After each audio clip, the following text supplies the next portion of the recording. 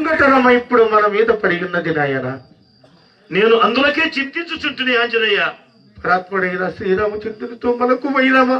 బ్రహ్మణాది ఆ రావణ కుంభకర్ణాదులు అందరినీ సంహరించి ఈనాడు సుఖ సంతోషముగా జీవనము కొనసాగించుకున్నటువంటి మన వానర సంఘమునకు ఇట్టి దావాగ్ని ప్రజ్వలింపజేసినటువంటి ఆ దుర్మార్గుని పంపించండి అయ్యా. అంగదా అలా మాట్లాడుకున్నాయన. ఆర్తులు ఎవరైనా వచ్చినా అభయము గైకొని అభయము ఇచ్చి రక్షించమని శ్రీరామచంద్రుడే విన్నవించాడుగా.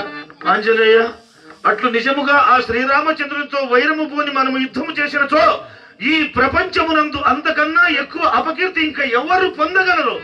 ఆ అపఖ్యాతి మనకు సంభవించదా? అంగదా, మనం ఎందుకు ఇక్కడ దుఃఖించుతూ బాధపడవలే? ఇప్పుడు మనకు కావలసినది యుద్ధము కాదు, మనకు సంధి కావాలి. సంధియా? అవన్. దానికి సమర్థుడవు నీవే. నేనా? అవన్.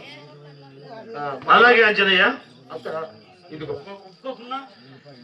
ఇదిగో నేను ఇప్పుడే గైకుని వెళ్ళి మందార పుష్పమాల అతని పదముల చెంత పడవేసి, రామచంద్ర, ఏదో తెలుసో తెలియక భయదానమును సంగి ఉన్నాము, మమ్మల్ని కాపాడండి స్వామి అని ఆర్థించుము, ప్రార్థించుము. అతని పదములు పట్టుకొని మరవేడుము. ఇక అది ఆ సంధి ఒప్పుకున్న యుద్ధమే సిద్ధమని విన్నవించారు. అలాగే వానర వీరులారా, నేను ఇక వెళ్ళి వచ్చదా? అలాగనే శ్రీరామచంద్రమూర్తికి